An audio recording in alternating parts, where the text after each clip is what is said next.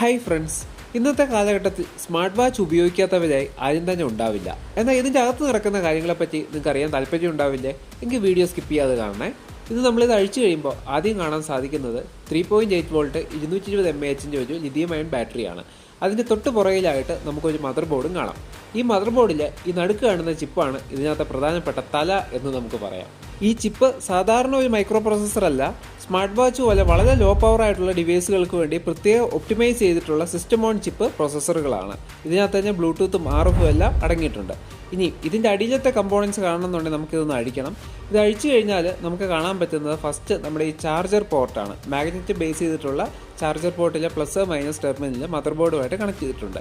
പിന്നെ ഒരു battery management IC ഇവിടെ കാണാൻ പറ്റും. ഇതാണ് ബാറ്ററിയെ കൃത്യമായിട്ട് ചാർജ് ചെയ്യാനും അതിൻ്റെ പവർ ലെവലെല്ലാം മോണിറ്റർ ചെയ്യാൻ സഹായിക്കുന്നത്.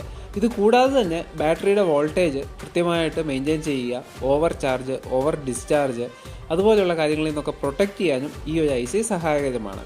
ഇനി നമുക്ക് ഈ ബാറ്ററിയിൽ നിന്ന് വരുന്ന വോൾട്ടേജിനെ കൃത്യമായിട്ട് റെഗുലേറ്റ് ചെയ്യാൻ വേണ്ടിയുള്ള ഒരു വോൾട്ടേജ് റെഗുലേഷൻ സെക്ഷൻ നിങ്ങളുടെ അവിടെ കാണാൻ സാധിക്കും. ഇനി നമ്മൾ കാണാൻ പോകുന്നത് സ്മാർട്ട് വാച്ചിൻ്റെ ഓർമ്മയുടെ കേന്ദ്രമായിട്ടുള്ള ഫ്ലാഷ് മെമ്മറിയാണ്. നമ്മൾ ഈ കാണുന്ന ചിപ്പിൽ ഏകദേശം 128 MB തൊട്ട് 512 MB വരെയുള്ള സൈസുകളിൽ ലഭ്യമാണ്.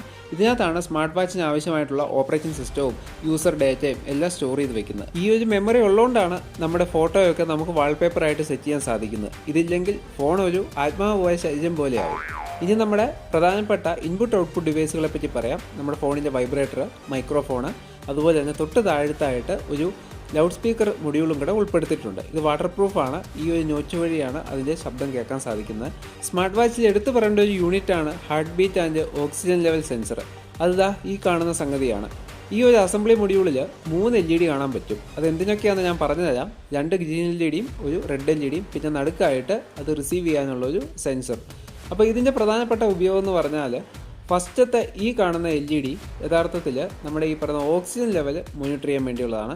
അത് റെഡ് ലൈറ്റാണ് യൂസ് ചെയ്തേക്കുന്നത്. ഈ ഒരു റെഡ് ലൈറ്റ് നമ്മുടെ സിരകളിലേക്ക് അടിക്കുമ്പോൾ തിരിച്ചു വരുന്ന ആ റെഡ് ലൈറ്റിൻ്റെ ഇൻറ്റൻസിറ്റി നോക്കിക്കഴിഞ്ഞാൽ എത്രമാത്രം ഓക്സിജൻ അബ്സോർപ്ഷൻ ഉണ്ടെന്ന് നമുക്ക് മനസ്സിലാക്കാൻ സാധിക്കും. ഇനി നമ്മുടെ ബ്ലഡ് വെസൽസിൽ ഉണ്ടാവുന്ന രക്തത്തിൻ്റെ പമ്പിങ് കൃത്യമായിട്ട് അതിൻ്റെ വ്യതിയാനങ്ങൾ അറിയാൻ പച്ച ലൈറ്റാണ് ഉപയോഗിക്കുന്നത്. ഇതുകൂടാതെ ഇതുപോലത്തെ MEM സെൻസറുണ്ട്. ഇത് നമ്മുടെ മൂവ്മെൻറ്റ് മനസ്സിലാക്കുന്നു. അതായത് ആക്സിലോമീറ്റർ ജൈറോസ്കോപ്പ് മൊഡ്യൂളാണ്.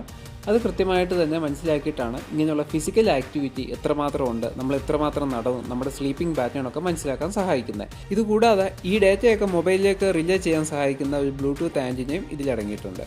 അപ്പോൾ എന്ത് തന്നെയായാലും സ്മാർട്ട് വാച്ചിനകത്ത് ഇത്തരം കാര്യങ്ങൾ നിങ്ങൾക്ക് ഇഷ്ടപ്പെട്ടിട്ടുണ്ടെങ്കിൽ, ഇലക്ട്രോണിക്സിൽ നിങ്ങൾക്ക് താല്പര്യം ഉണ്ടെങ്കിൽ തീർച്ചയായിട്ടും നമ്മുടെ വീഡിയോ ഒന്ന് ലൈക്ക് ചെയ്യാനും സബ്സ്ക്രൈബ് ചെയ്ത് സപ്പോർട്ട് ചെയ്യാനും മറക്കല്ലേ.